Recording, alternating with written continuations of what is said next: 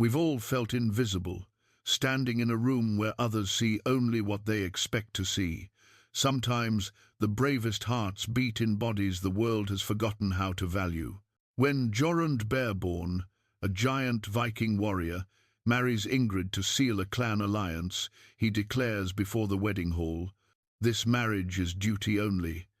Ingrid has lived her whole life being judged by her size rather than her spirit. She expects nothing from this cold warrior whose heart seems buried under scars and pride.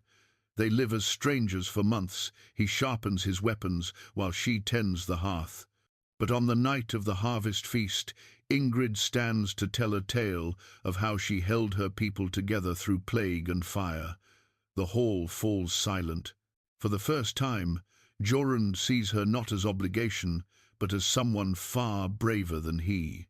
What happens when one moment of courage reveals that true strength comes from the most unexpected places? Before we jump back in, tell us where you're tuning in from, and if this story touches you, make sure you're subscribed, because tomorrow I've saved something extra special for you.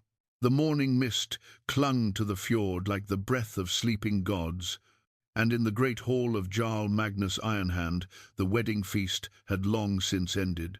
Empty ale horns lay scattered across oak tables, still sticky with mead, and the fire in the central hearth had burned down to glowing embers.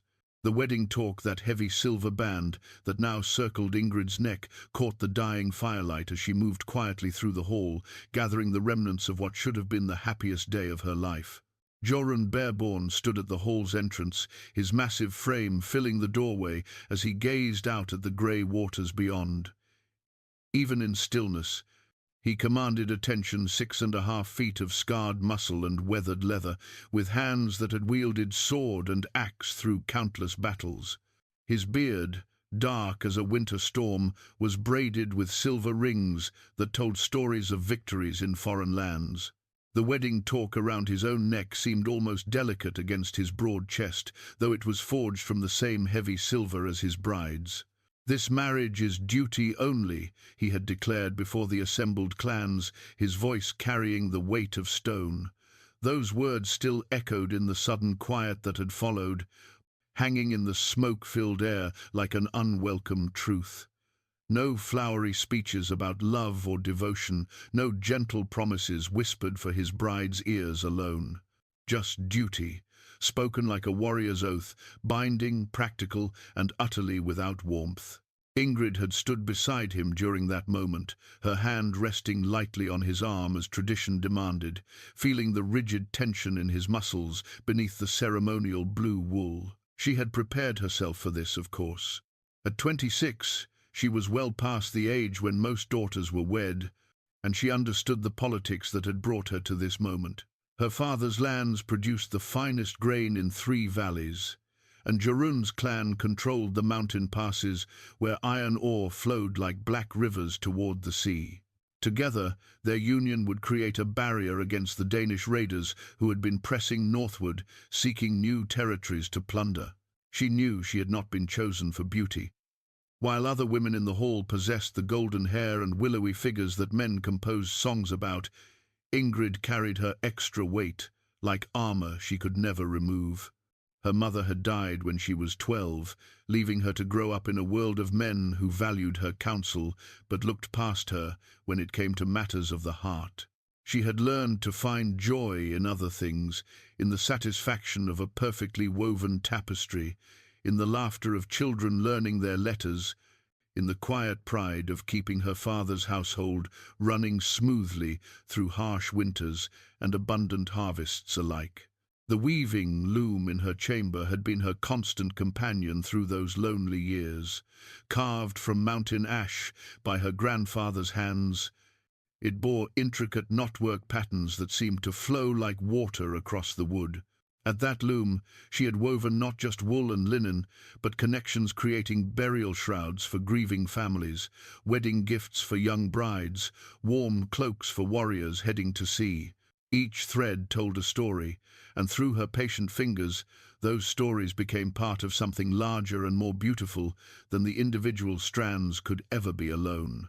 But now, As she moved through the hall, picking up discarded feast remnants, she wondered what story her own marriage would tell.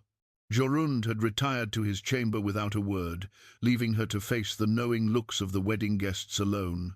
The women had offered sympathetic smiles, while the men had clapped Jorund on the shoulder and spoken in low voices about alliances and strategy. No one had spoken of happiness. "My lady." The soft voice belonged to Astrid, her maid and closest friend since childhood.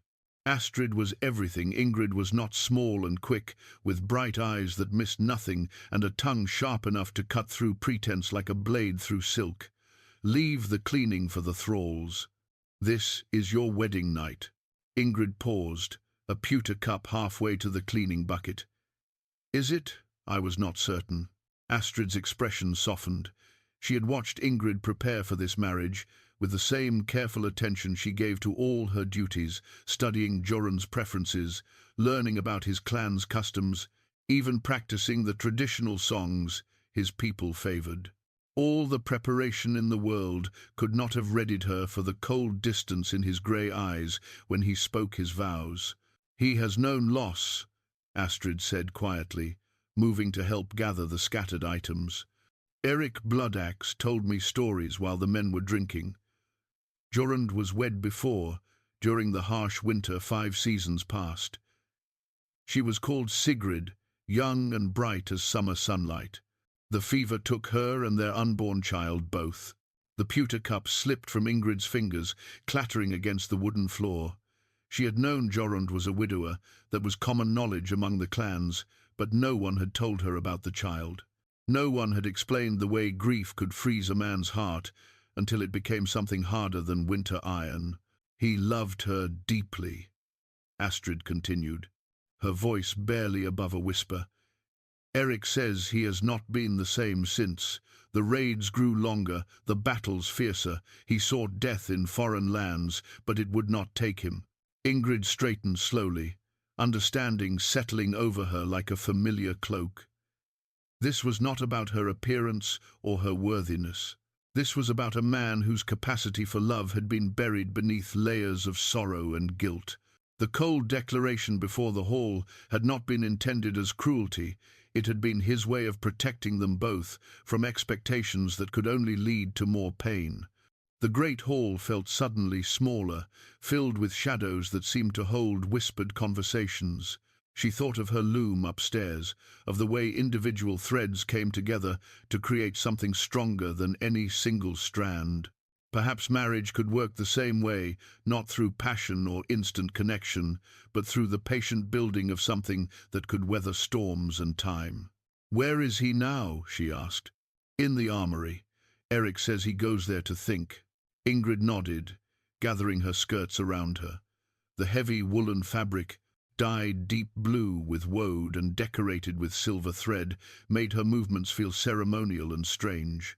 She was still learning to navigate the world as a married woman, still adjusting to the weight of the talk around her neck and the knowledge that her life was now bound to a man who seemed determined to keep the distance between them measured in sword lengths.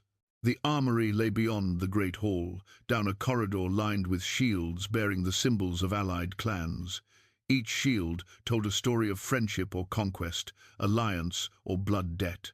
Her own father's symbol, 3 wheat sheaves crossed with a silver sword, hung beside Jorund's bare rampant, their placement side by side, a visual reminder of the political marriage that had brought her here.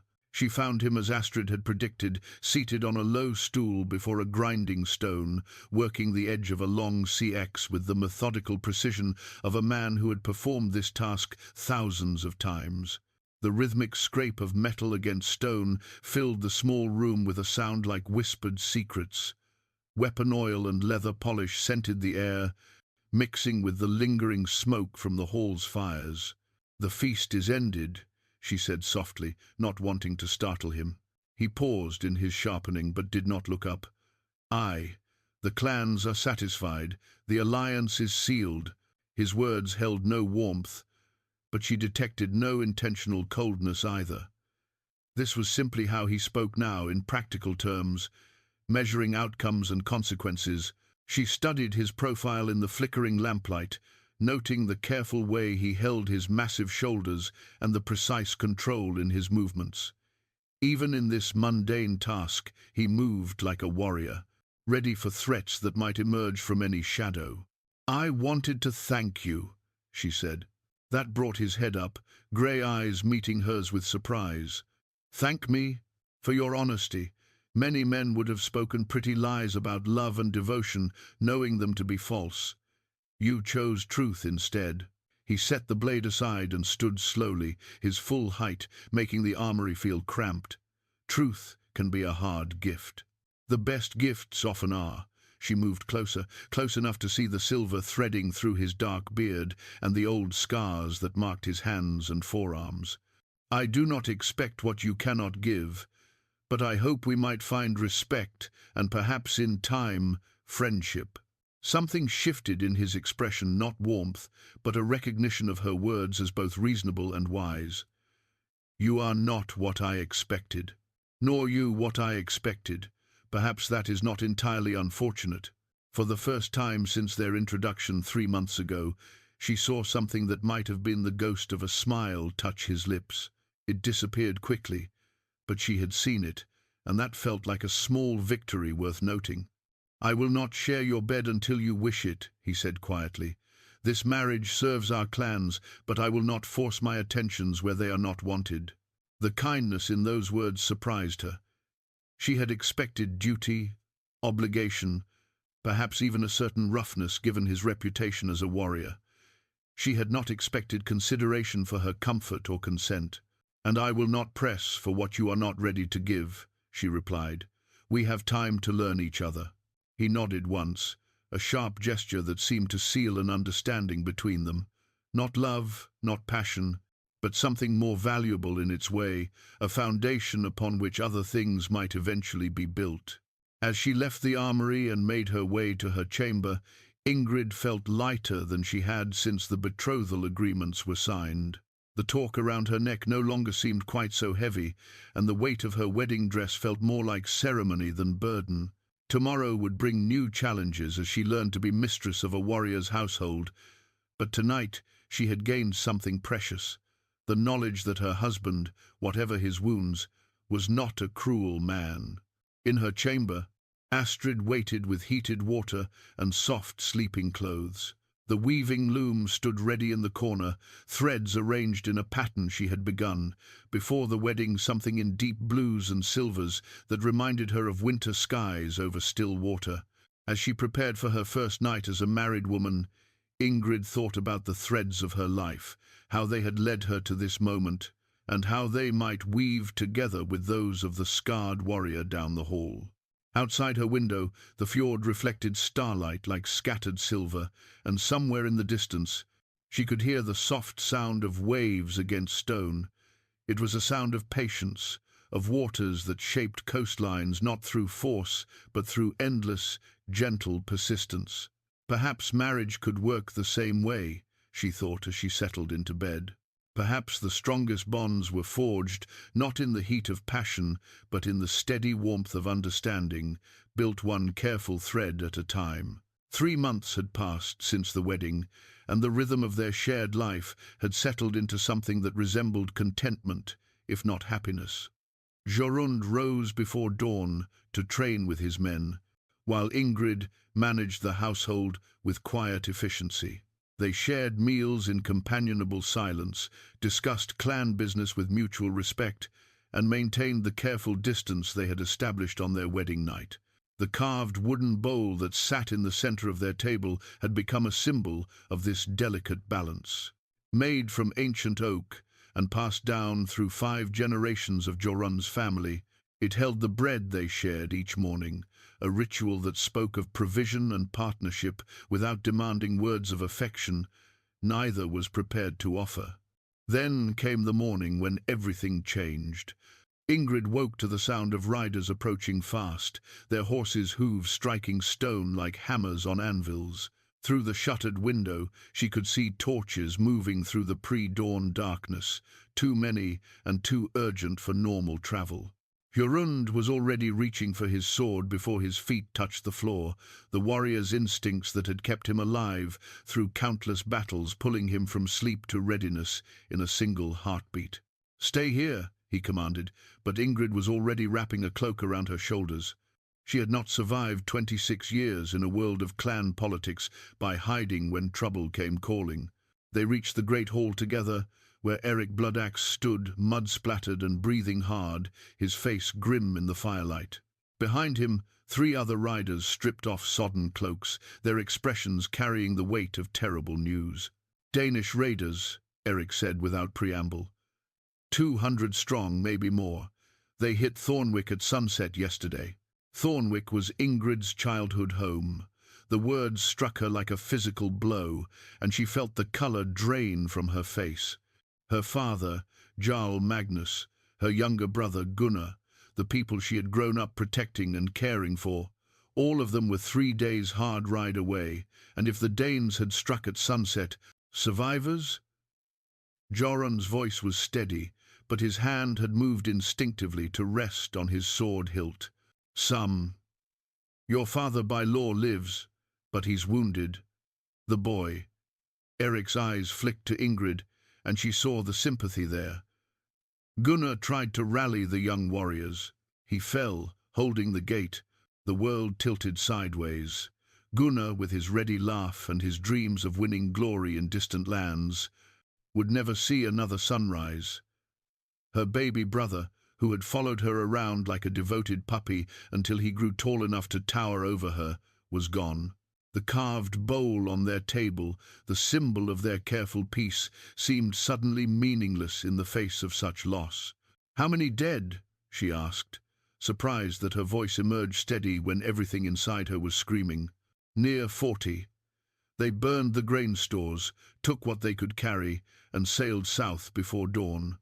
Your father sent me to fetch Jorund. The clans must unite now, or they'll pick us off one by one." Ingrid closed her eyes, seeing in her mind the smoke rising from familiar roofs, the empty spaces where her people had once lived and worked and dreamed of peaceful tomorrows. The Danes had taken more than lives and grain. They had shattered the illusion that their corner of the world could remain untouched by the violence spreading across the northern seas. "We ride within the hour," Jorund declared. "Eric, gather 40 men, the best we have. Send ravens to Jarl Olaf and Jarl Thurston. Tell them the alliance must be more than words on wedding contracts now." "Jorund." Ingrid's voice cut through the military planning like a blade through leather. "I come with you." The silence that followed her words was absolute. The men stared at her as if she had suggested flying to the moon, their expressions ranging from shock to poorly concealed amusement. Eric opened his mouth to speak, but Jorund held up a hand for silence. "You will remain here," he said firmly. "War is no place for what? For women? I am not suggesting I swing a sword alongside your warriors." Her voice carried the authority she had learned managing a household, commanding servants, and negotiating with merchants who thought they could cheat a woman. "Thornwick is my home. Those people know me, trust me. My father will need someone he can rely on to coordinate supplies, to organize the survivors, to help rebuild what the Danes destroyed. The ride alone is dangerous. If we encounter Danish scouts, then we deal with them. You said yourself the clans must unite. How do we unite if the women and children flee every time raiders threaten? How do we rebuild if I cower here in safety while my people suffer?" Jorund's jaw tightened, and she could see him struggling between his protective instincts and his respect for her reasoning. Around them, the other men shifted uncomfortably, clearly uncomfortable with the idea of a woman joining what would likely become a military campaign. "There is another consideration," she continued, her voice softening slightly. "You need this alliance to work, not just for this battle, but for years to come. If I remain here while my family bleeds, what message does that send? That this marriage was political convenience only? That when true loyalty is tested, the bonds between our clans mean nothing?" Eric studied her with new interest. She speaks sense, Jorund. The political aspect matters as much as the military one. And, Ingrid added, playing her final card, I know secret paths through the mountain valleys that could cut a day off our journey. Paths my grandfather showed me as a child, known only to my family line. That argument, she could see, carried weight. In warfare, time often meant the difference between victory and defeat, between saving lives and counting bodies. Jorund looked at her for a long moment, his grey eyes searching her face for signs of fear or uncertainty. She met his gaze steadily, letting him see the determination that had carried her through years of being overlooked and underestimated. "If you slow us down," he began. "I won't. If you cannot keep up with the pace, I will. If we encounter Danish raiders, then I will do whatever is necessary to help our people survive." He nodded slowly, acceptance rather than enthusiasm in his expression. "Very well. But you ride beside me at all times. No heroics, no unnecessary risks. We cannot afford to lose you." The casual way he spoke, those last words, "we cannot afford to lose you," sent something warm through her chest.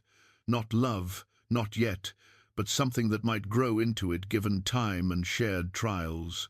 He valued her, not just as a political symbol, but as a person whose loss would matter. "I need an hour to prepare," she said. "Take what you need for hard travel. No comforts, no extra clothes. We ride fast and light." As the men dispersed to gather weapons and supplies, Ingrid hurried to her chamber. From her travelling chest, she pulled leather riding clothes that would serve better than wool dresses for mountain paths. The weaving loom caught her eye, its unfinished pattern somehow prophetic. Threads of blue and silver that had seemed like winter skies now looked like something else entirely. Like water and steel, like the meeting of peaceful intentions and necessary violence. She touched the carved wood gently, thinking of all the connections she had woven through patient work. All the relationships built one careful thread at a time. Today she would discover whether those bonds could hold under the terrible strain of war. The carved bowl still sat on the table, holding the bread they had shared that morning in quiet companionship. She picked up a piece of the dark rye bread, wrapping it carefully in cloth. Whatever they faced in the days ahead, she would carry with her this small symbol of the life they had begun to build. Together, fragile as new growth, but rooted in honesty and respect. Outside, she could hear horses being saddled and weapons being sharpened. The careful peace of the last 3 months was ending, replaced by something harder and more urgent. But as she prepared to ride toward whatever awaited them at Thornwick, Ingrid felt something she had not expected, a fierce pride in the man who had accepted her arguments and her presence, who had chosen to trust her judgment even when it challenged his protective instincts. The threads of their marriage had just been tested by fire, and they had held strong. The mountain path Ingrid led them down was barely wider than a deer track, winding between towering pines that blocked out most of the morning sun. Her leather saddlebags contained her most precious possession for this journey, a small iron key, blackened with age and worn smooth by countless hands. It unlocked the hidden grain stores her grandfather had carved into the mountain stone decades ago, a secret she had shared with no one, not even her father. Today, that hidden cache might mean the difference between survival and starvation for her people. Jorund rode beside her as promised, his massive warhorse picking its way carefully over the rocky ground. She had expected him to question her choice of route, to express doubt about following paths that seemed to lead nowhere. Instead, he watched her with the same attention he gave to potential battlefields, noting the way she read subtle signs in broken branches and disturbed earth. "How much further?" Eric called from behind them. The 40 warriors following in single file were growing restless. These were men accustomed to straight roads and direct approaches, not to threading through wilderness like hunters tracking wounded prey. 2 hours, Ingrid replied without looking back. The path drops down to the river valley just beyond that ridge. If we had taken the main road, one of the younger warriors began.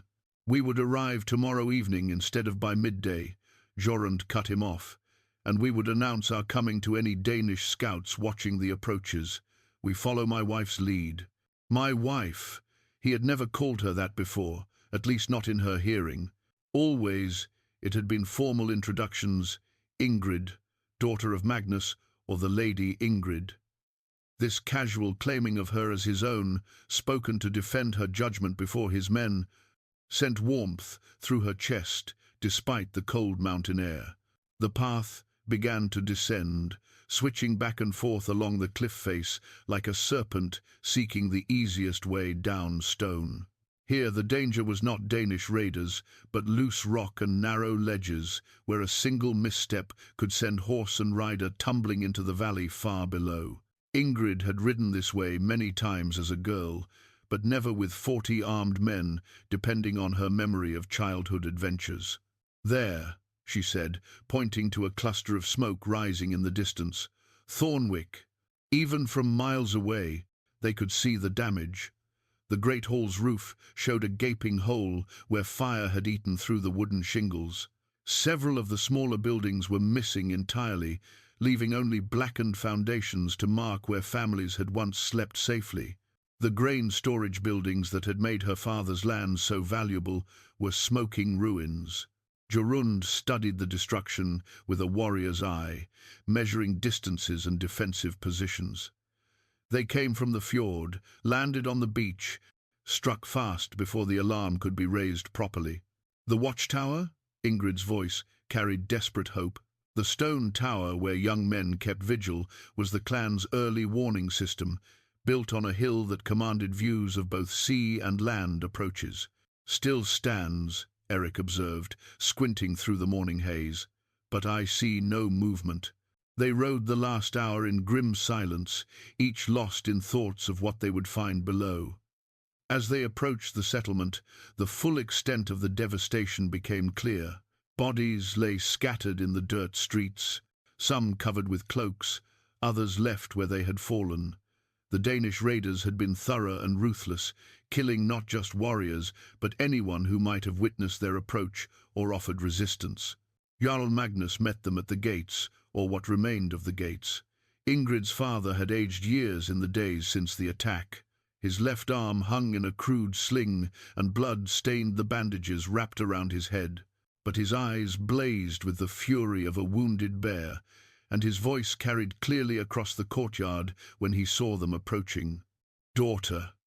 He embraced her carefully, mindful of his injuries. "I feared you might not come. Where else would I be? These are my people too." He looked past her to Jorund, and something passed between the two men, an understanding that needed no words. Both had lost family to Danish steel. Both carried the responsibility of protecting those who remained. "How many?" Jorund asked. 38 dead, 22 wounded, some badly. "The children and eldest women we sent to the cave systems when the alarm was raised, but the raiders were faster than we expected." Ingrid walked among the survivors, her heart breaking with each familiar face marked by grief and terror. Old Helga, who had taught her to weave, sat rocking back and forth beside the body of her grandson. Young Astrid, not her maid, but another girl with the same name, stared at nothing with eyes that had seen too much. The blacksmith Torgeir worked one-handed to repair weapons, his other arm shattered by a Danish axe.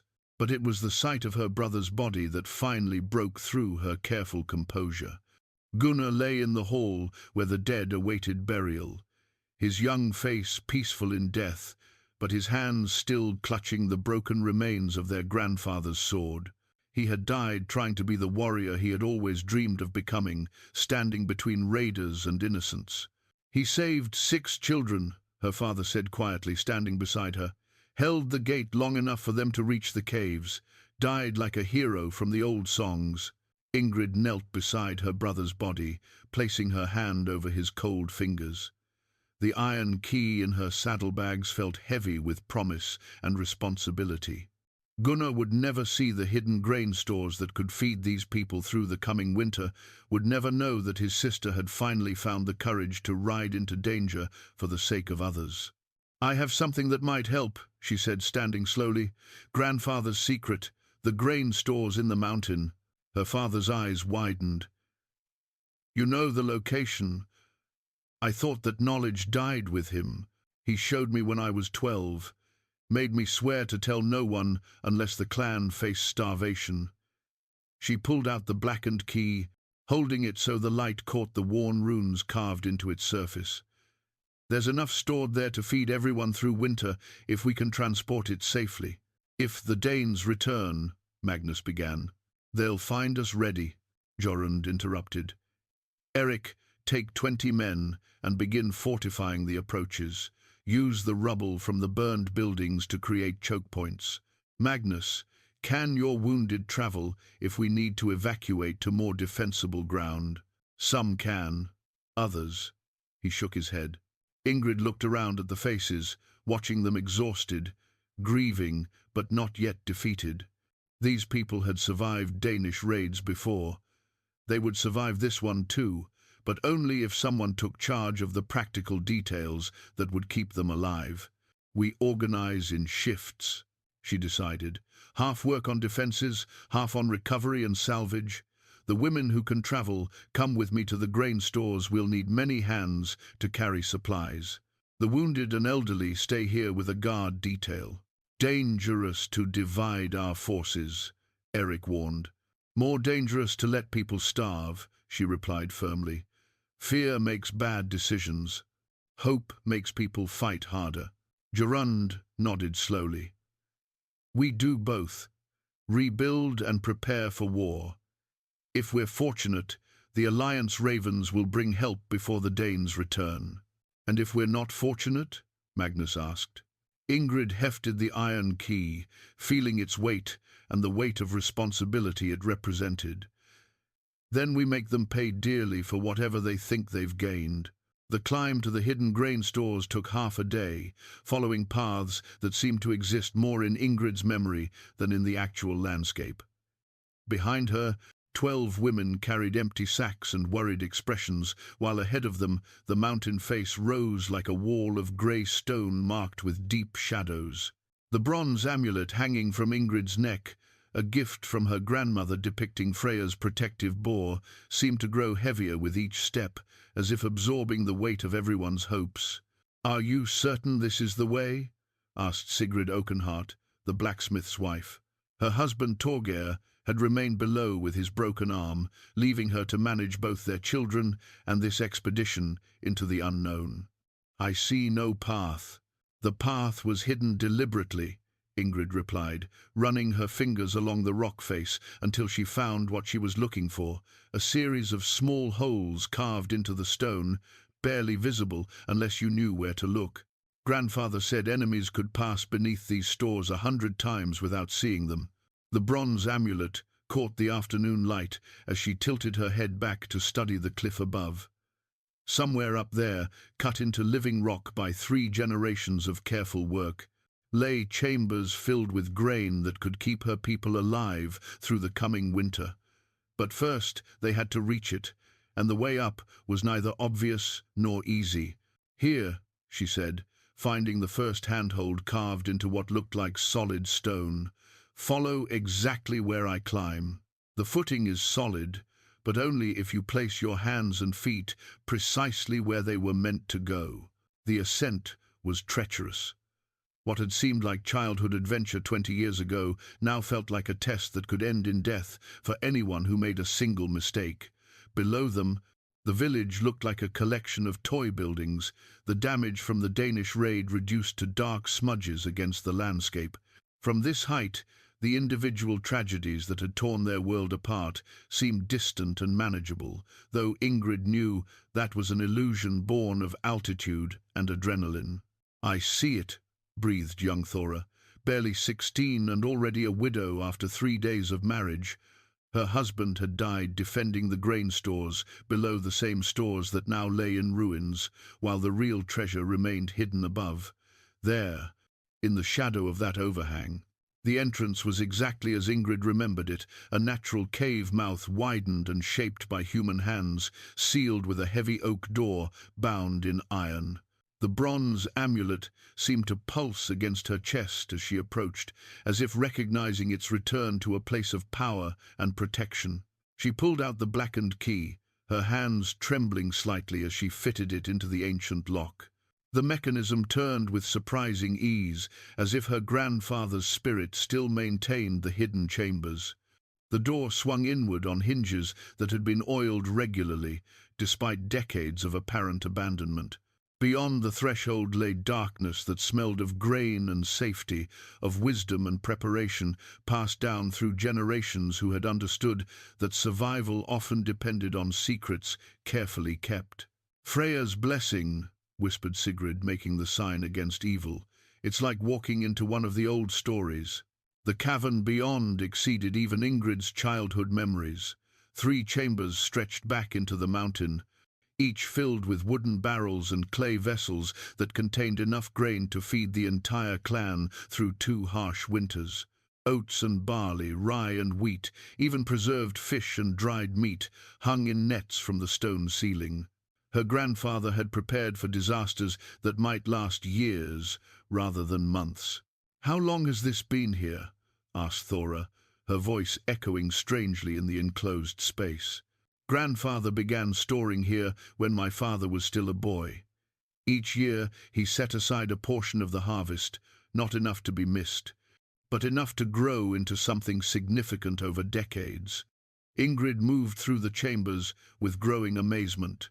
She had known the stores were substantial, but this represented the patient work of a lifetime. He said a wise Jarl plans not just for battles, but for the famines and failures that follow battles. They worked quickly to fill their sacks, taking care not to disturb the careful organization that had kept everything fresh and accessible. The bronze amulet swung free as Ingrid bent to lift heavy containers, catching the light from their torches and casting dancing shadows on the stone walls. The other women worked in awed silence, understanding that they were participants in something that transcended the immediate crisis, a connection to past wisdom and future hope. "This changes everything," said Sigrid as they prepared to begin the careful descent. "With food security, we can plan for more than just survival. We can think about rebuilding, about making the village stronger than before." Ingrid nodded, but her thoughts had turned to the larger implications of what they had found. The Danes had struck at Thornwick because they believed it was wealthy but vulnerable. They had destroyed the obvious sources of wealth, the visible grain stores, the workshops, the livestock, thinking they had crippled their target permanently.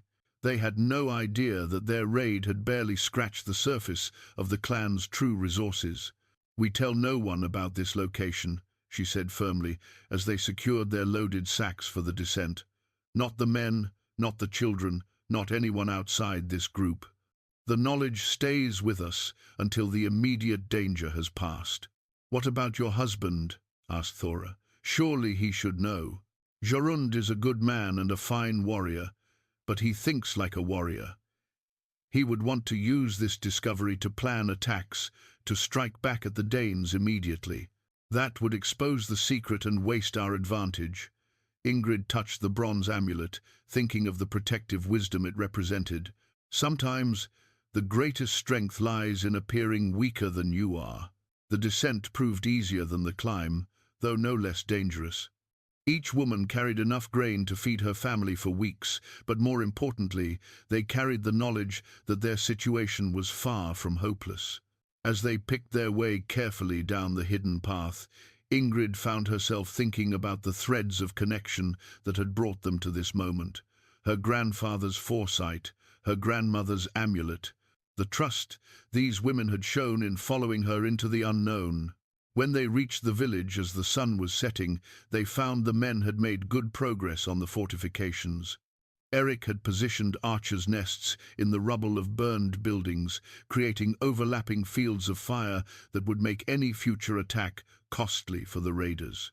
Jorund had organized work details to clear debris and salvage useful materials, turning destruction into the raw materials for defense. "Success?" he asked as Ingrid approached, noting the heavy sacks the women carried. "Better than I hoped," she replied, allowing herself a small smile. "We have enough food to last through winter, possibly longer. Then we have time to prepare properly." His grey eyes held something that might have been admiration. "Your grandfather was a wise man. Wise enough to know that some knowledge should be shared carefully and some should be guarded closely." She touched the bronze amulet through her clothing, feeling its familiar weight. "We rebuild from a position of hidden strength." That night, as the clan gathered around cooking fires fed by fuel they had thought lost forever, Ingrid felt something shift in the way people looked at her. No longer was she simply the young woman who had married well to secure an alliance. She had become someone they could depend on, someone who carried solutions to problems that seemed insurmountable. The bronze amulet had done more than protect her during the dangerous climb. It had helped her step into a role she had never expected to fill. 2 weeks had passed since the raid, and the rhythms of recovery had settled into something resembling normalcy. The fortifications were taking shape, wounded were healing, and the hidden grain stores allowed them to feed everyone without the desperate rationing that might have torn the community apart. But it was the silver arm ring that lay on the table between Ingrid and Jorund that represented their newest problem and perhaps their greatest opportunity. The arm ring had arrived that morning with a lone Danish messenger, a young man barely old enough to grow a proper beard. He had ridden into the village under a white cloth, dismounted just outside arrow range, and called out his message for all to hear. "Halfdan Ironside sends greetings to the survivors of Thornwick. He offers terms for your surrender."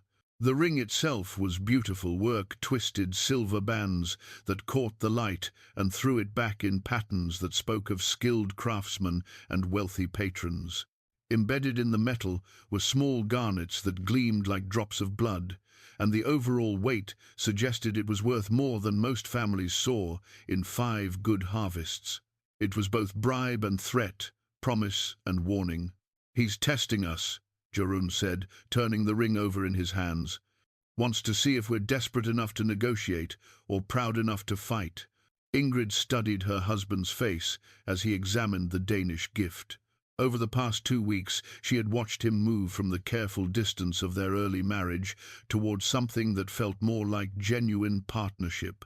He sought her counsel now, not just on domestic matters but on questions of strategy and politics. The crisis had burned away the formal politeness between them, leaving something more honest and potentially more valuable. "What do we know about this Halfdan?" she asked. "More than I wish we did." Eric entered the hall, still wearing the mud-stained clothes of a man who had been supervising the placement of sharpened stakes along the village approaches. "I fought against him 3 summers ago when he raided the Orkney settlements. Clever, ruthless, and patient, not the kind of leader who attacks without a plan for what comes after." "Patient how?" Ingrid leaned forward, something in Eric's tone triggering instincts she had developed through years of managing complex household negotiations. "He doesn't just raid and leave. He takes territory, establishes bases, builds alliances with local chieftains who think they can profit from collaboration." Eric accepted a cup of ale from one of the serving women, nodding his thanks before continuing. "Half the coastal settlements between here and Denmark pay him tribute now, rather than face constant raids." The implications of that statement settled over them like a cold wind. This was not about a single attack or even revenge for the resistance Thornwick had offered. This was about expansion, about turning their corner of the fjord country into part of a Danish sphere of influence that stretched across the northern seas. "He's offering us the same choice he's given the others," Jorund said slowly. "Submit and become part of his network, or face destruction.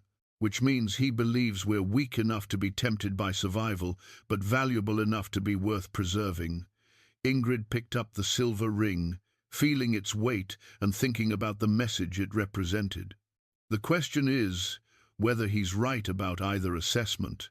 You sound like you're considering his offer." Eric's voice carried a warning that made several men around the hall look up from their weapon maintenance and evening meals. I'm considering all our options. That's what intelligent people do when faced with difficult choices. She met Eric's stare calmly, the authority in her voice silencing the mutters that had begun around the edges of the room. Halfdan didn't send this ring because he wants to destroy us. He sent it because he believes we have something he needs. Our location, Jorund said, understanding immediately. Control of the mountain passes, access to the iron mines, defensible positions that could serve as bases for further expansion. Exactly, which means we have more leverage than a defeated settlement should possess. Ingrid stood, carrying the silver ring to the window where she could examine it in better light. He's not negotiating from a position of absolute strength, or he wouldn't be negotiating at all. Outside, she could see the progress they had made in fortifying their position. The Danish raid had destroyed much, but it had also forced them to think more strategically about defense. New walls incorporated lessons learned from recent battles. Guard positions commanded better views of approach routes. Even the placement of buildings had been reconsidered to create defensive advantages that hadn't existed before the attack. "So what do you propose?" Jorund asked, moving to stand beside her at the window.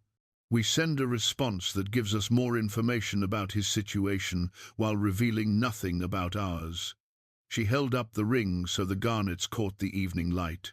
"We thank him for his generous offer, express appropriate concern about our people's welfare, and request a meeting to discuss terms." "A meeting?"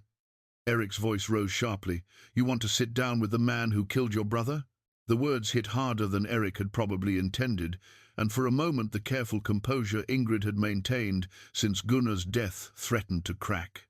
The silver ring felt suddenly heavy in her hands, its beauty marred by the knowledge that it had been purchased with blood and terror. "I want to gather intelligence about our enemy while making him believe we're more interested in survival than revenge," she said finally. "Personal feelings are a luxury we can't afford if we want to protect what's left of our people." Jorund was watching her with an expression she couldn't quite read. Over the past weeks, she had seen him angry, grieving, determined, and exhausted. But this was something different, a kind of measured respect that acknowledged not just her intelligence but her strength of will. "It's dangerous," he said. "If this is a trap, everything is dangerous now, but ignorance is more dangerous than information." She turned the ring over in her hands, studying the craftsmanship that represented Danish wealth and confidence. "We arranged to meet somewhere that favors us neutral ground, where we can control the approaches and have escape routes if negotiations fail." "And what do we hope to accomplish beyond gathering intelligence?" Jorund asked. "We buy time. Every day we keep talking is another day for the Alliance Ravens to reach the other Jarls, another day to strengthen our defenses, another day for Halfdan's other enemies to create problems that divide his attention." She set the ring back on the table with deliberate care. "And if we're very fortunate, we discover something we can use against him." "You're assuming he'll negotiate in good faith." "I'm assuming he'll negotiate in his own interest, which is the only kind of good faith that matters in situations like this." Ingrid looked around the hall at the faces, watching them, men and women who had lost family members, homes and security, but who had not yet lost hope. "We've already proven we're harder to kill than he expected. Now we prove we're harder to intimidate." The silver ring lay between them on the table, catching firelight and throwing back reflections that seemed to pulse like a heartbeat. Tomorrow they would craft their response to Halfdan's offer, walking the narrow line between apparent weakness and hidden strength. Tonight, though, Ingrid found herself thinking about the changes that crisis had brought to her marriage. Jorund had begun seeking her counsel not because custom demanded it, but because her judgment had proven reliable under pressure. She had stepped into leadership not because position required it, but because the situation demanded someone willing to make difficult decisions.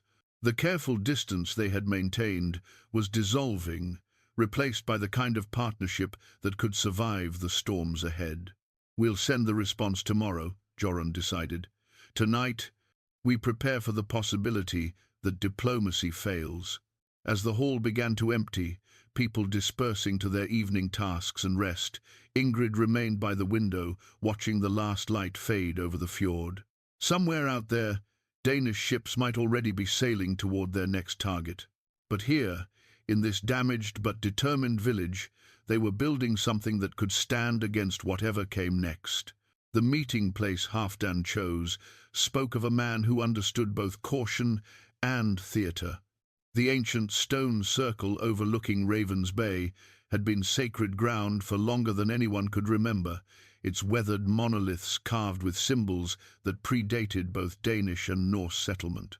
Neutral ground by tradition, it also offered clear sightlines in all directions and multiple escape routes down the cliff paths. The leather map case that Ingrid carried contained detailed charts of those paths, information that might prove crucial if diplomacy turned to violence.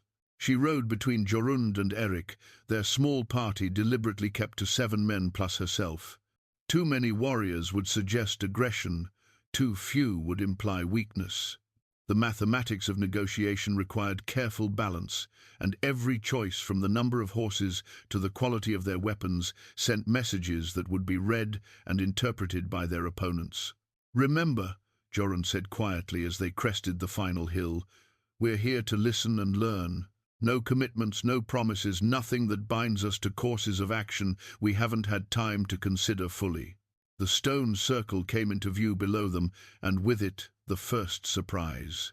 Halfdan had brought only 5 men to the meeting, and he had arrived early enough to examine the ground thoroughly. Danish banners hung from several of the ancient stones, their red ravens on black fields snapping in the sea breeze like harbingers of war. But the man standing in the circle's center was younger than Ingrid had expected, perhaps 30 winters, with the kind of lean strength that spoke of intelligence rather than brute force. "Halfdan Ironside," Jorund called as they approached within speaking distance, but remained mounted. "The same. And you would be the famous Jorund Bearborn, whose reputation for stubbornness exceeds even his reputation for skill with a blade." Halfdan's voice carried easily across the space between them, and his smile seemed genuine rather than mocking. "I confess I had expected someone larger. Most people do." Jorund dismounted slowly, his hands visible and away from his weapons. "My wife, Ingrid, daughter of Magnus Ironhand. She speaks for her clan in this matter." The surprise in Halfdan's eyes was quickly masked, but not before Ingrid caught it. He had expected to negotiate with warriors, not to find himself facing a woman whose authority was acknowledged by men known for their battlefield prowess. The leather map case at her side suddenly felt heavier, its contents representing not just escape routes, but the unexpected advantages that came from confounding expectations. "Lady Ingrid." Halfdan inclined his head with what appeared to be genuine respect. "I was sorry to hear of your brother's death. Gunnar, was it? My men spoke of his courage at the gates." The words were carefully chosen, acknowledging her loss while subtly claiming responsibility for it. Ingrid felt the familiar ache of grief twist in her chest, but kept her expression neutral. This was exactly the kind of emotional manipulation she had expected from a man clever enough to build a network of tributary settlements across 3 kingdoms. "He died protecting innocence," she replied evenly, "as any honorable warrior would." "Indeed, honor is rare in these troubled times, which is why I hope we might find a path that preserves it for all concerned." Halfdan gestured toward the center of the circle, where someone had arranged stones to form crude seating. "Shall we speak plainly about the future?" They arranged themselves carefully, with Halfdan and 2 of his men facing Jorund, Ingrid, and Erik across the makeshift council space. The remaining men from both sides remained alert at the circle's edges, close enough to intervene if violence erupted, but far enough away to avoid overhearing details that might prove sensitive. "Your terms?" Jorund asked, without preamble. "Simple enough. Thornwick acknowledges Danish protection, provides winter anchorage for my ships, and contributes grain and iron to support operations against our mutual enemies."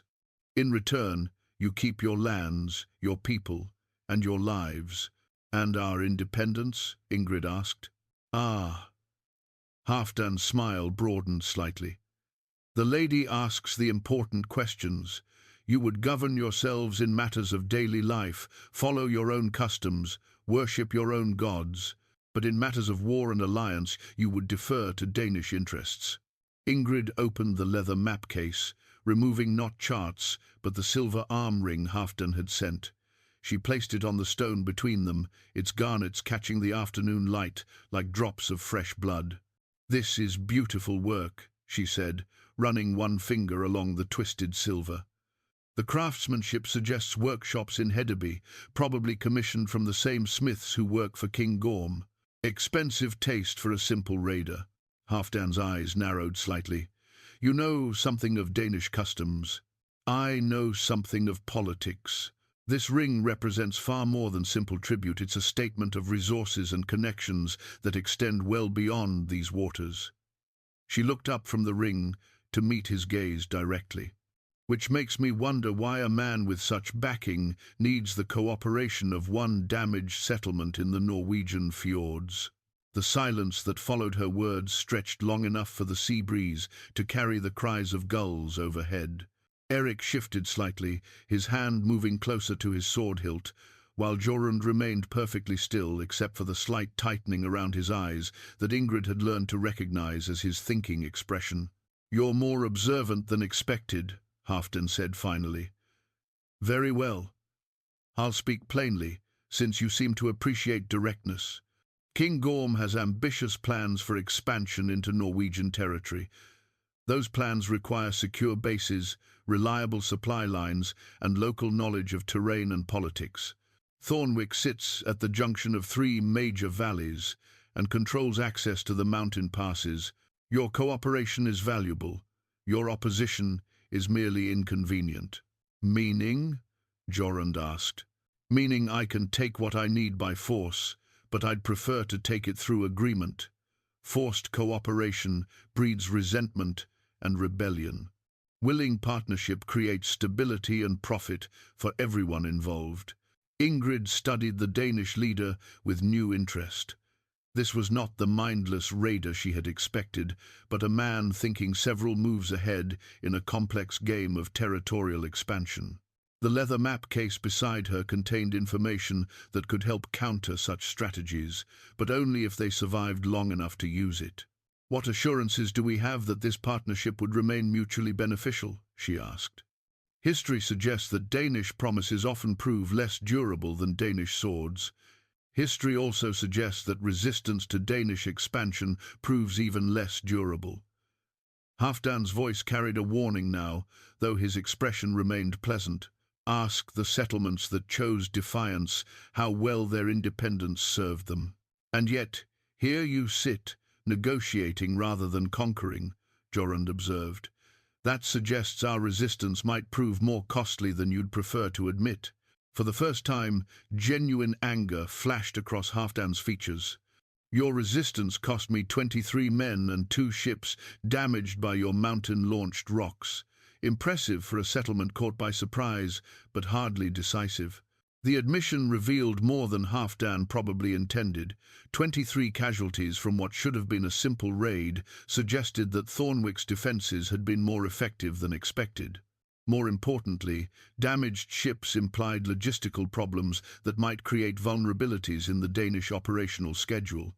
"We appreciate your honesty," Ingrid said, carefully placing the silver ring back in the map case. "Such openness suggests possibilities for productive negotiations." "Then you'll consider my offer?"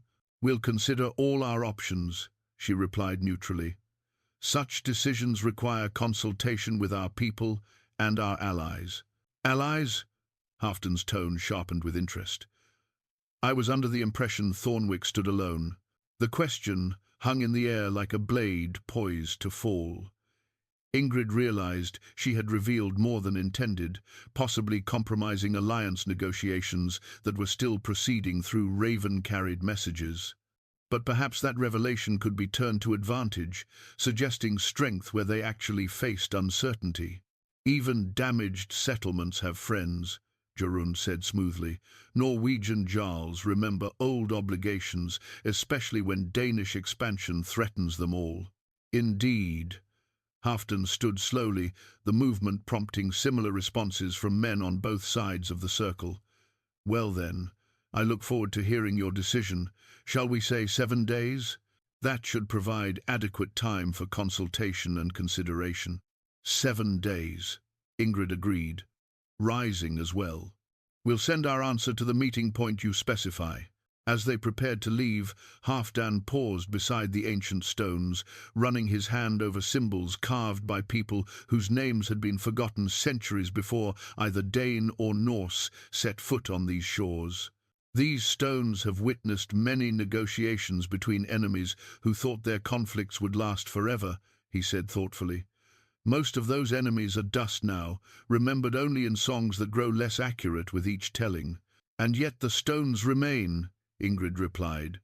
Perhaps persistence matters more than power. Halfdan's smile acknowledged the point. Perhaps, but I've found that the most persistent stones are usually the ones with the deepest foundations. As they rode away from the circle, Ingrid felt the weight of the leather map case and everything it represented, information that might save them, secrets that could destroy them, and choices that would determine whether Thornwick would survive as more than a story told around distant hearths. The raven arrived on the 5th day, its black wings cutting through morning mist as it circled the hall 3 times before settling on the message perch. Eric retrieved the small leather cylinder tied to its leg, but it was Ingrid who broke the wax seal and unfolded the parchment within. Her face went pale as she read, and the ornate golden seal at the bottom of the message, bearing the royal arms of Harold Fairhair, seemed to pulse with ominous significance. "What news?" Jorund asked, noting her expression. She read aloud, her voice steady despite the implications of what she was sharing. To the surviving clans of the northern fjords, greetings from Harold, King of all Norway. Recent intelligence suggests Danish expansion threatens our sovereignty. All loyal Jarls are commanded to submit to royal protection immediately. Resistance to this protection will be considered treason against the crown. Royal forces will arrive within 20 days to secure the region. The silence that followed was absolute. Around the hall, men stopped their weapon maintenance and women paused in their weaving. Even the children seemed to sense that something fundamental had changed, their games forgotten as they watched the adults process this new reality. "Royal protection," Eric said slowly. "That's a polite way of saying occupation. Harold sees the same opportunity Halfdan does," Jorund observed grimly. "Control of the mountain passes, access to the iron mines, strategic bases for future operations." Ingrid studied the golden seal more closely, her mind racing through the implications of what they had just learned. The king's message meant that their careful negotiations with Halfdan were suddenly irrelevant. They were no longer choosing between independence and Danish tribute, they were choosing between different forms of foreign control, with war as the likely outcome, regardless of their decision. "There's more," she said, turning the parchment over. "A personal message to my father." She read the additional text silently first, her expression growing increasingly troubled. When she looked up, her eyes held a mixture of anger and something that might have been fear. "Magnus Ironhand is summoned to court to answer charges of unauthorized negotiations with foreign powers," she said finally. "Apparently, someone informed the king about our meeting with Halfdan." "Who knew about the negotiations besides us?" Eric demanded, his hand moving instinctively to his sword hilt. "Halfdan's men, our men," and Jorund paused, realization dawning in his eyes. "The messenger. The young Dane who delivered the silver arm ring, he didn't just bring Halfdan's offer, he stayed to observe our response." "More than that," Ingrid said, pieces of a larger puzzle clicking together in her mind. "Think about the timing. We met with Halfdan 3 days ago. This raven carries information that could only have been sent before that meeting took place. which means someone knew about our planned negotiations and reported them to Harold in advance. The implications of that statement spread through the hall like ripples from a stone dropped in still water. If someone had warned the king about their diplomatic contact with the Danes, then their every move was being watched and reported by agents they had never suspected. A spy, Eric said flatly. Someone close enough to know our plans, trusted enough to move freely, clever enough to send messages without detection. Ingrid felt the weight of the golden seal in her hands, its intricate craftsmanship suddenly seeming less impressive than threatening. Royal authority meant royal resources, scribes and ravens, spies and informants, the vast network of obligation and surveillance that tied the kingdom together. Their small settlement had become a piece on a game board much larger than they had realized. "Who has access to our council meetings?" Jorund asked. "Who knew we were considering negotiation?" "Everyone," Ingrid replied, looking around at faces that had seemed trustworthy just moments before. "We discussed it openly in the hall, included the women in our planning, shared information with the work crews. We thought transparency would build confidence and cooperation. Instead, it built a highway for information to reach our enemies." Eric's voice carried bitter self-recrimination. "Harold, Halfdan, probably half the coastal jarls know our business better than we know theirs." But as Ingrid studied the message more carefully, something else caught her attention, a detail that transformed her understanding of their situation completely. The golden seal bore not just the royal arms, but additional symbols pressed into the wax around the edges. Small marks that could have been decorative, except that she recognized them from childhood lessons with her grandfather. "This seal," she said slowly, turning it to catch the light better. "Look at these markings around the border."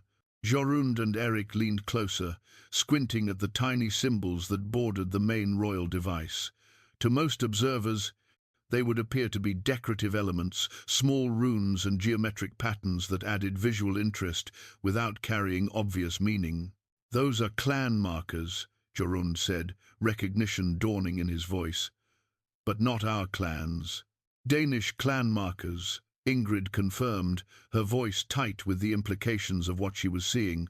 Specifically, markers used by Danish royal scribes when creating documents intended to deceive foreign recipients. The golden seal suddenly seemed to burn her fingers. What they had taken for a message from King Harold was actually a Danish forgery, created to push them toward making choices that would serve Danish rather than Norwegian interests. The skilled craftsmanship that had initially impressed her was evidence not of royal resources, but of Danish intelligence operations more sophisticated than anyone had suspected. "Halfdan played us," Eric said, anger building in his voice. "The whole negotiation was theatre. While we were discussing terms, his agents were already working to eliminate our other options." "More than that," Ingrid said, understanding flooding through her as the full scope of the deception became clear. "Think about what this message accomplishes. It makes us distrust Harold, makes us believe that royal forces are coming whether we want them or not, and pushes us toward accepting Danish protection as the lesser of two evils." "But why go to such elaborate lengths?" Jorund asked. "Halfdan could simply attack again with a larger force." "Because forced conquest creates rebellious subjects, but voluntary submission creates loyal allies." Ingrid set the forged message on the table, staring at the golden seal that had so nearly convinced them to make decisions based on false information. "Halfdan doesn't just want to control Thornwick, he wants us to choose Danish protection willingly, to become advocates for his expansion rather than victims of it." The realization that they had come so close to falling for such sophisticated manipulation was sobering.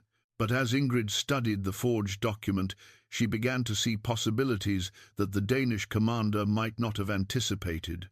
"We know something Halfdan doesn't know we know," she said slowly. "That the message is forged?" Eric asked. "That the forgery reveals the scope of his intelligence network, the sophistication of his operations, and most importantly," she paused, a smile beginning to form as she worked through the implications, his timeline. This message assumes we received it today and will respond according to its suggestions, which means he's expecting specific reactions to specific stimuli delivered on specific schedules. Meaning, we can manipulate his expectations by controlling our responses, Jorund said, understanding where her thoughts were leading. Exactly. We send a message that appears to accept his offer, but we time it to arrive when and how we choose, rather than when he expects it. We use his own deception to create advantages he won't see coming. The golden seal lay between them on the wooden table, its false authority now transformed into a weapon they could turn against its creators. The discovery that they were playing a much more complex game than they had realized was frightening, but it also revealed opportunities that simple military resistance could never have provided. "What about the real King Harold?" Eric asked. "If Danish agents can forge royal messages, how do we know what communications are genuine?" "We assume they're all potentially compromised until proven otherwise," Ingrid replied. "From now on, we trust nothing that arrives by Raven, nothing that claims authority we can't verify directly, nothing that pushes us toward urgent decisions without time for careful consideration." "That isolates us completely," Jorund observed. "No," she said, touching the forged seal one last time before setting it aside. "That frees us to make our own choices based on our own assessment of the situation. For the first time since this crisis began, we know more about our enemies than they know about us." The Golden Seal had promised royal protection, but delivered Danish manipulation. In doing so, it had revealed the true nature of the conflict they faced. Not a simple choice between independence and submission, but a complex web of deception and counter-deception where information was more valuable than steel and timing more crucial than courage. As evening approached, Ingrid found herself thinking about the threads of their situation, how each revelation changed the pattern of what they thought they understood. Tomorrow, they would begin weaving a response that used Danish assumptions against Danish plans. Tonight, though, she allowed herself to appreciate the irony that their enemy's most sophisticated weapon had become their most valuable tool. The war horn that hung from the hall's main beam had belonged to Ingrid's great-grandfather, carved from the tusk of a massive walrus he had killed during a voyage to the icelands beyond the northern seas. Its deep, resonant voice could carry across 3 valleys when blown with proper force. And tonight it would signal the beginning of the most dangerous gamble her clan had ever attempted. As she traced the intricate scrimshaw patterns that decorated its surface, Ingrid felt the weight of all the decisions that had led to this moment. "The responses are ready," she asked, looking up at the assembled council. Jorund nodded, indicating 3 separate scrolls laid out on the table before them. Each message was carefully crafted to serve a different purpose in the web of deception they were weaving. The first, addressed to Halfdan, accepted his terms of protection with what appeared to be resigned gratitude. The second, supposedly sent to King Harold, reported Danish infiltration and requested immediate royal intervention. The third, destined for allied jarls, warned of both Danish and royal threats while requesting coordinated resistance. "The timing is critical," Eric emphasized, pointing to marks on a wooden calendar that tracked the phases of the moon and the estimated positions of various military forces. "Each message must arrive when it will create maximum confusion and minimum opportunity for coordination between our enemies." The war horn caught the firelight as Ingrid lifted it, its ancient bone surface warm to the touch. In 3 hours, when the moon reached its highest point, she would sound the signal that would set their plan in motion.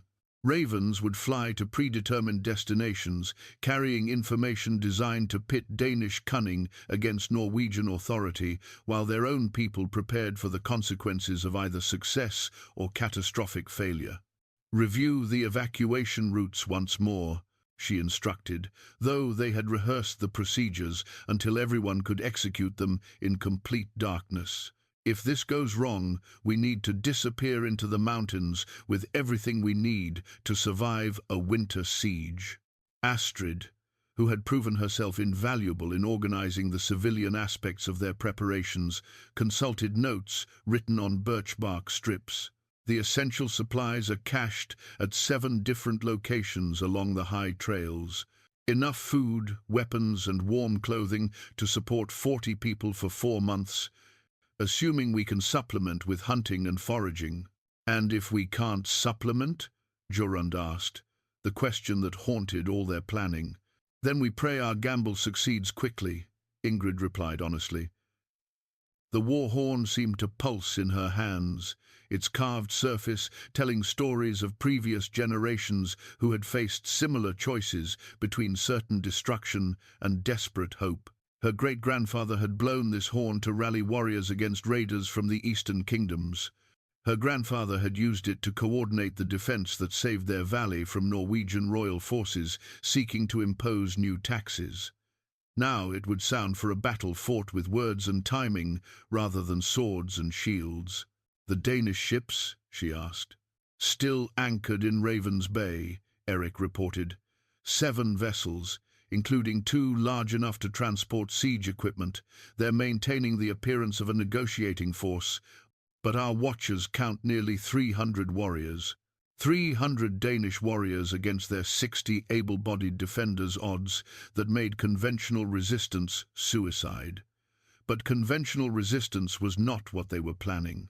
Instead, they were betting everything on the possibility that their enemies' sophistication could be turned against them, that the very intelligence networks that made Danish expansion so successful could be manipulated to create chaos rather than coordination. What news from the real allied Jarls? Jorund asked. Jarl Olaf sends word that he's mobilizing his household guard, 40 men, arriving in 3 days if the weather holds. Jarl Thurston promises support, but gives no timeline or numbers. Ingrid set the war horn carefully on the table, its presence a reminder of the moment when words would give way to action. Enough help to matter if our deception works, not enough to save us if it fails. The mathematics of their situation was stark. Their plan required precise coordination of events across distances that normally took days to traverse, timing that depended on weather and human reliability, and the assumption that their enemies would react predictably to information they believed to be genuine. Any single failure in the chain of cause and effect would likely result in their complete destruction. There's still time to reconsider, Eric said quietly. We could accept Halfdan's offer, submit to Danish protection, preserve our people's lives, even if we lose our independence, and validate every assumption he's made about our character and our courage, Ingrid replied. Show him that sophisticated manipulation works better than honest negotiation, that Norwegian Jarls can be frightened into submission by forged documents and false choices. She stood, moving to the hall's main window where she could see the lights of Danish campfires reflected on the water of the bay. Those fires represented not just military threat, but political calculation. Halfdan's confidence that he understood their situation better than they understood his, that his network of spies and allies gave him advantages they could never match. He's made one critical error, she said, more to herself than to the others. What error? Jorund joined her at the window, following her gaze toward the enemy fires. He believes we're playing his game by his rules. Traditional clan politics, where information flows through predictable channels and decisions are made based on obvious calculations of strength and weakness. She turned back to face the assembled council, decision crystallizing in her mind. But we're not playing his game anymore. We're playing our own. The warhorn's carved patterns seemed to shift in the flickering light, ancient stories blending with present choices. Her great-grandfather had faced superior numbers with conventional tactics and won through courage and determination. Her grandfather had used superior knowledge of terrain to defeat forces that should have overwhelmed him. Tonight, she would attempt something different: victory, through superior understanding of her enemy's psychology and assumptions. Final preparations, she announced. Astrid, ensure the evacuation supplies include the healing herbs and birthing tools. If we end up in the mountains, we need to be ready for more than just warfare. Eric, position our best archers where they can cover the approach routes, but also retreat quickly if the situation collapses. What about the civilians? Jorund asked. The women and children who can't fight and can't keep up with a mountain retreat? They stay in the village and follow the story we've prepared. If anyone asks, they know nothing about military planning or alliance negotiations. They're simply survivors trying to rebuild after the initial raid. Ingrid picked up the war horn again, feeling its weight and the responsibility it represented. Sometimes the greatest courage lies in appearing helpless while others fight battles you cannot see. The next hour passed in careful final checks.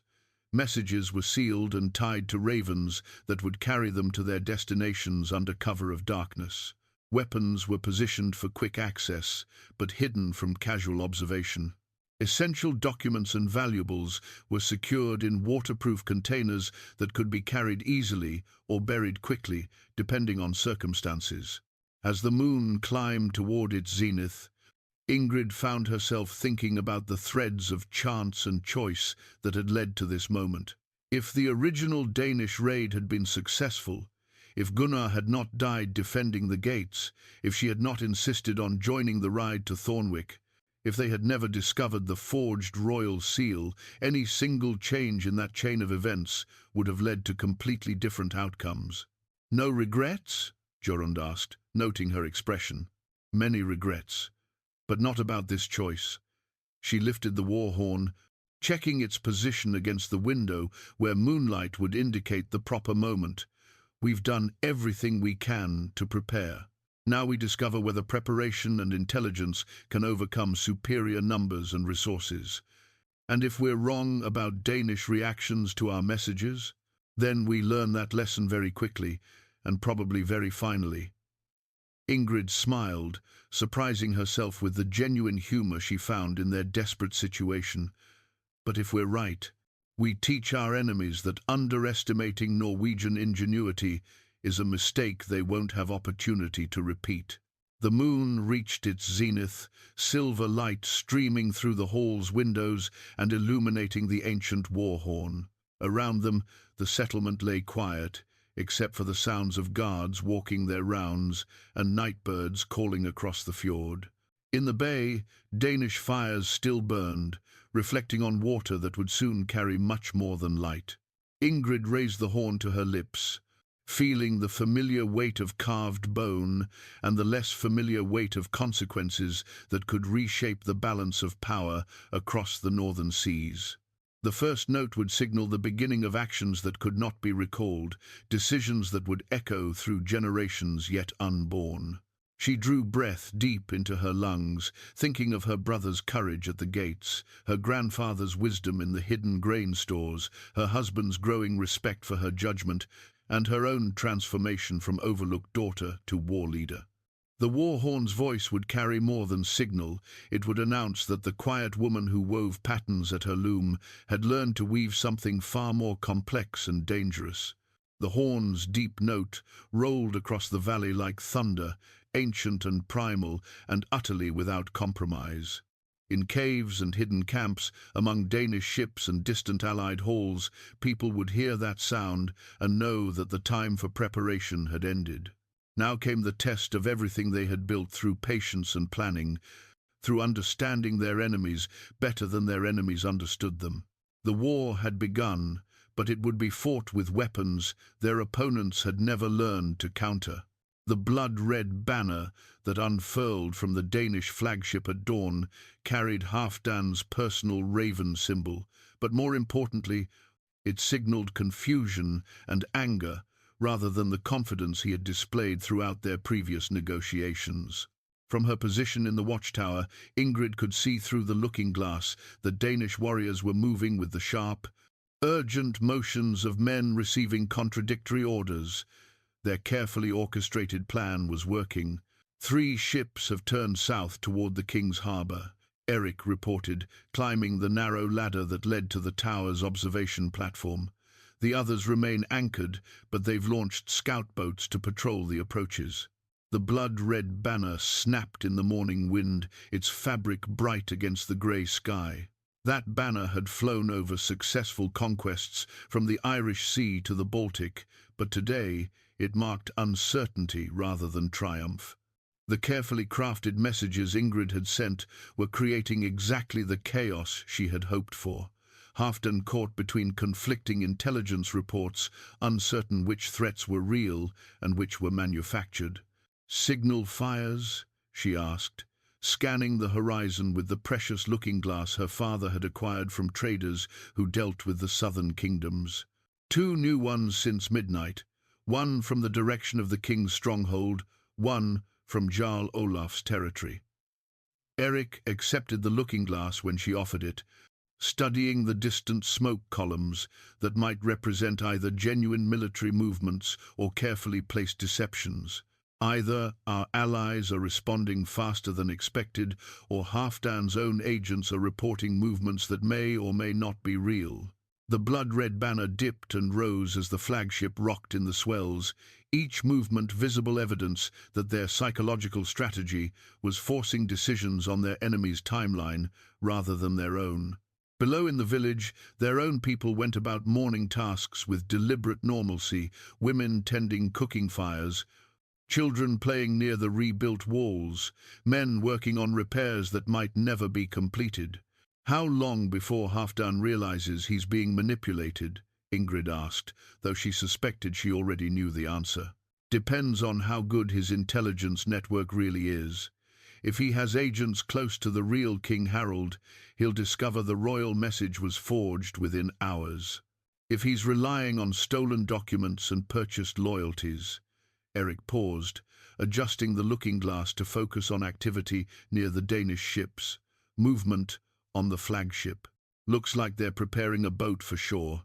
The blood-red banner suddenly seemed more ominous, its martial symbolism a reminder that their deception could only delay direct confrontation, not prevent it entirely.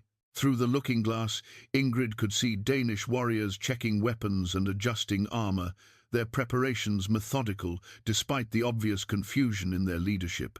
"Too early for the parley we requested," she observed. "Either they've discovered our game, or they're so uncertain about the situation that they're moving to more direct methods." "My lady," young Thora's voice carried up from the base of the tower, urgent but controlled. "Riders approaching from the mountain pass, flying Jarl Olaf's colours." Ingrid felt her heart leap with hope that was immediately tempered by caution. Jarl Olaf's early arrival could mean genuine support, but it could also mean he had received conflicting information about their situation and was coming to demand explanations rather than provide assistance. "How many riders?" Eric called down. "Difficult to count from here, but more than 20.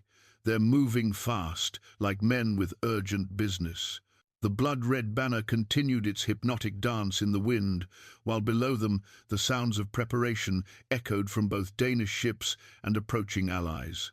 The careful timing that had seemed so crucial to their plans was collapsing into the kind of immediate crisis where split-second decisions mattered more than elaborate strategies. "We need to choose," Ingrid said, understanding that their moment of greatest danger was also their moment of greatest opportunity. "Do we maintain the deception and try to manipulate both sides, or do we reveal our hand to our allies and coordinate direct action?" Before Eric could respond, the answer was provided by events beyond their control. A raven settled on the tower's parapet, carrying a message tube that bore Halfdan's personal seal. The blood-red banner on the flagship dipped 3 times in a signal that meant urgent communication, and even without reading the message, Ingrid could guess its contents. She broke the seal and unfolded the parchment, reading quickly before looking up at Eric with an expression that mixed triumph with terror. "He knows," she said simply. "Halfdan has discovered that the royal message was forged, and he's demanding immediate surrender, or he begins executing prisoners taken during the original raid." Prisoners. Prisoners he's been holding in reserve for exactly this situation. The blood-red banner seemed to mock her now, its proud display of power, backed by threats against people she was responsible for protecting. 3 families, taken during the initial attack, held secretly to provide leverage for exactly this kind of negotiation. The tower suddenly felt very small, trapped between approaching allies who might not understand the complexity of their situation and Danish enemies who had just revealed the true scope of their preparation. The blood-red banner continued its relentless motion, marking time that was running out faster than any of them had anticipated. "Signal Jarl Olaf," Ingrid decided. "Tell him to approach carefully, but be ready for immediate action.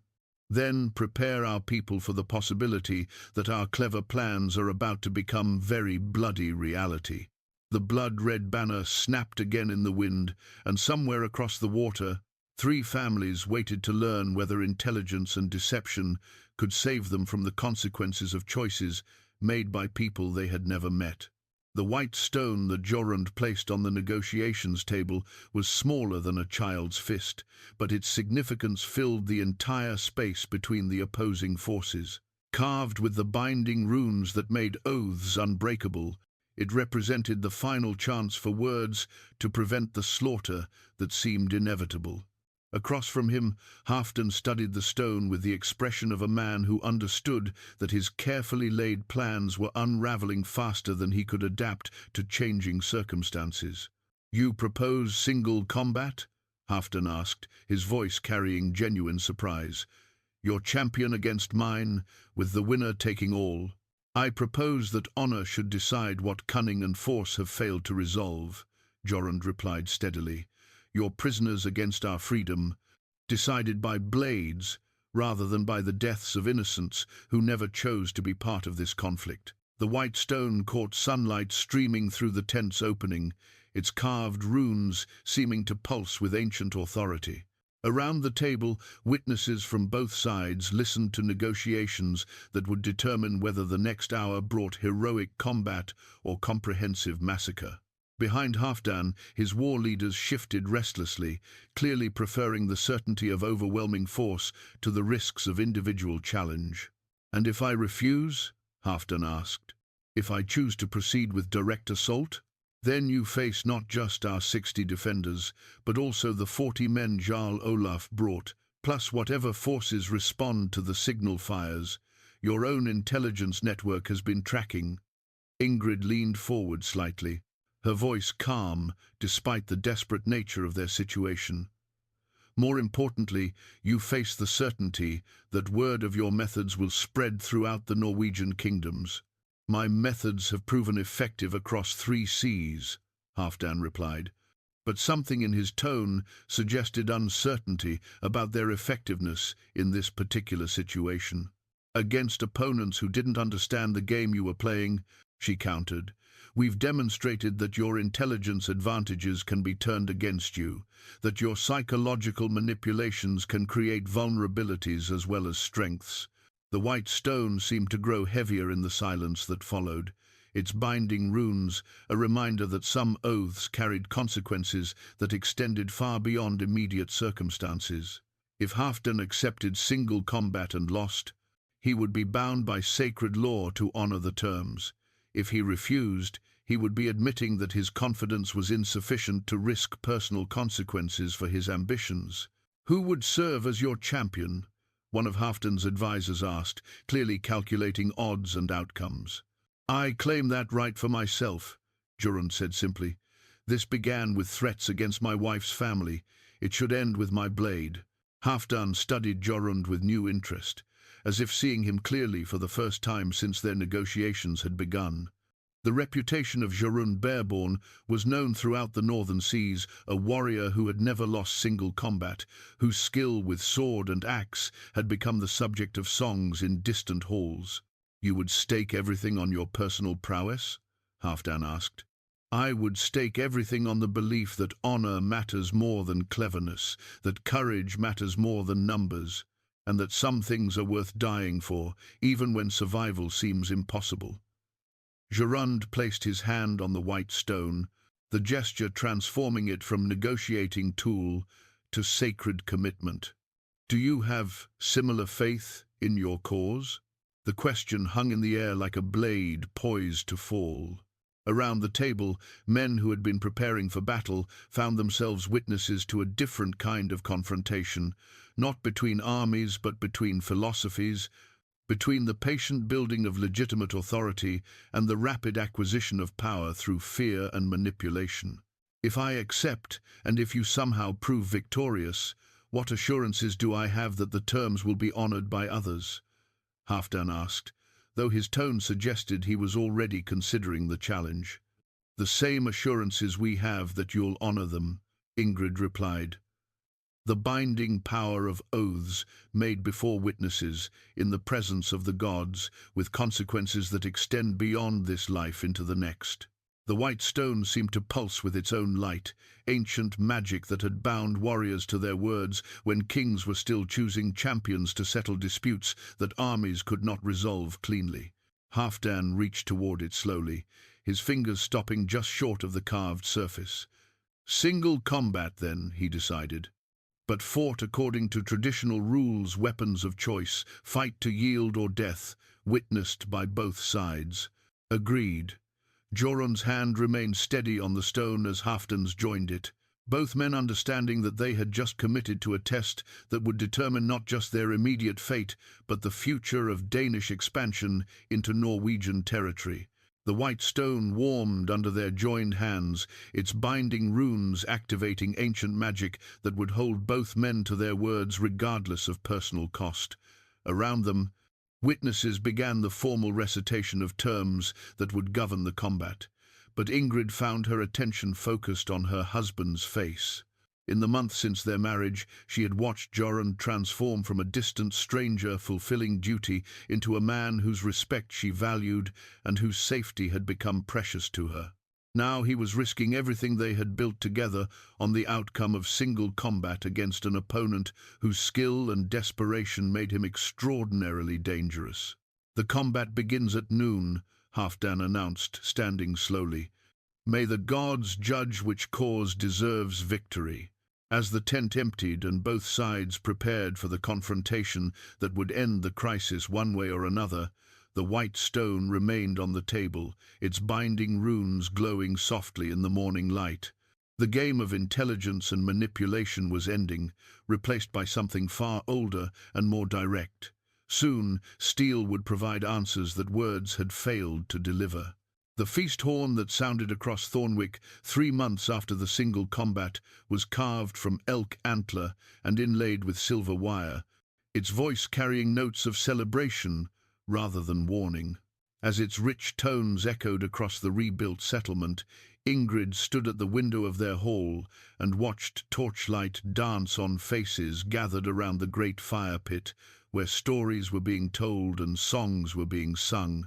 In her hands, she held the artifact that had come to symbolize everything they had gained through trial and loss, a simple gold ring, forged from Danish armbands surrendered after Halfdan's defeat. The ring was beautiful in its simplicity, free of the garnets and elaborate decoration that had marked the silver pieces Halfdan had offered as bribes and threats.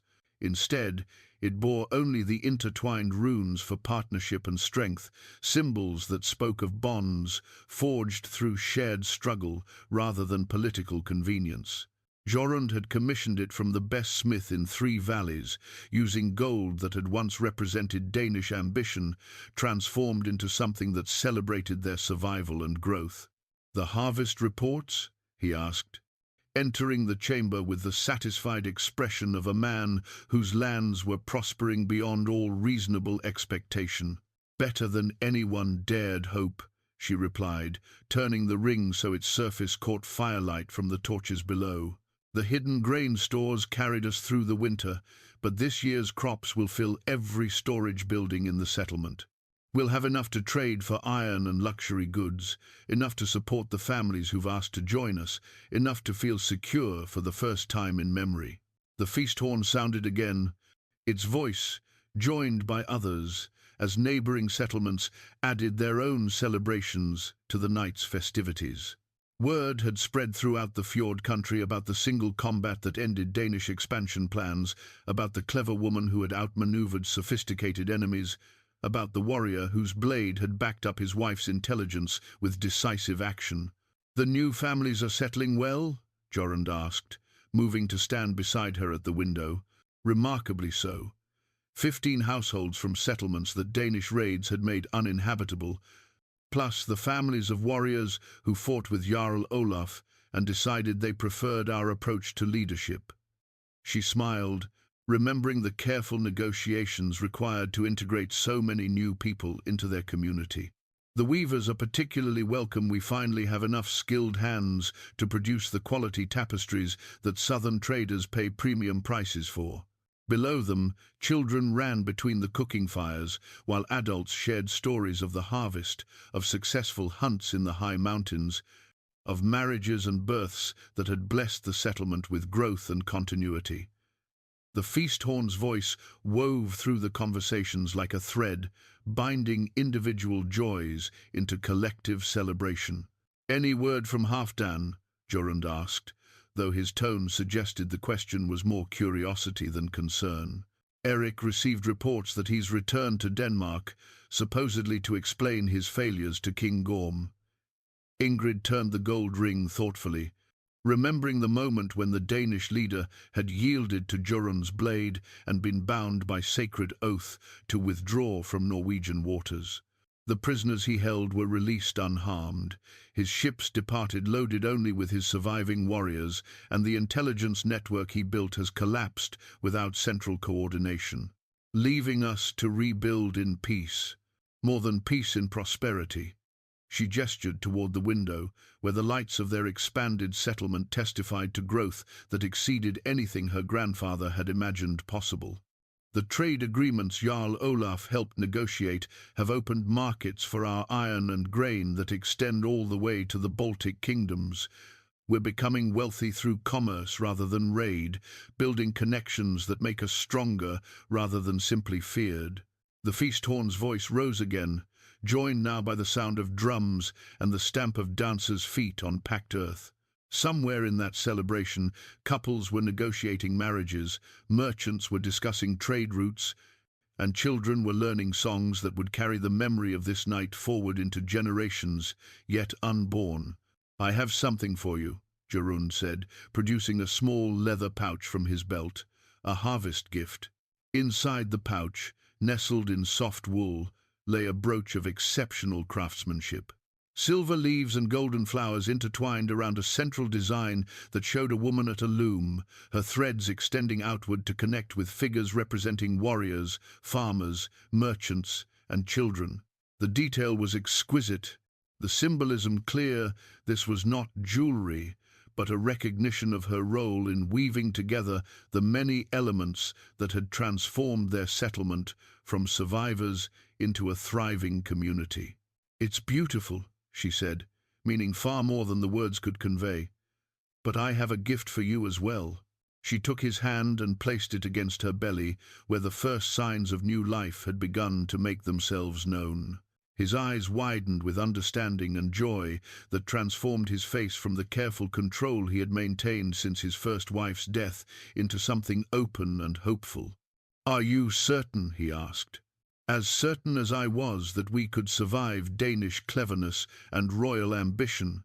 She leaned against his shoulder, watching their people celebrate below, while feeling their child's presence like a promise of futures they were only beginning to imagine. "The midwife confirms what I suspected. Our child should arrive with the spring planting." The feast horn sounded once more, its voice carrying across the fjord to settlements where other families were celebrating their own survival and prosperity. In the distance, she could see signal fires on the mountains, not warnings this time, but joyful announcements that the harvest season had blessed everyone with abundance beyond their most optimistic hopes. "What shall we name this child?" Jorund asked. "If a daughter, Astrid, after the woman who stood by me when everything seemed lost. If a son." She paused, thinking of her brother's courage and sacrifice, of the way love could honor loss while still embracing life. "Gunnar." So that name carries joy rather than only sorrow. The gold ring on her finger caught starlight as she raised her hand to touch the brooch at her throat, two symbols of transformation that marked the journey from duty-bound strangers to partners building something lasting and beautiful. The feast horn's voice faded as midnight approached, but its promise of celebration and community would echo in their memories through all the seasons ahead. Outside their window, Thornwick slept peacefully under stars that had witnessed the rise and fall of kingdoms, the making and breaking of oaths, the patient work of generations who understood that the strongest foundations were built not through conquest, but through the careful tending of connections that could weather any storm.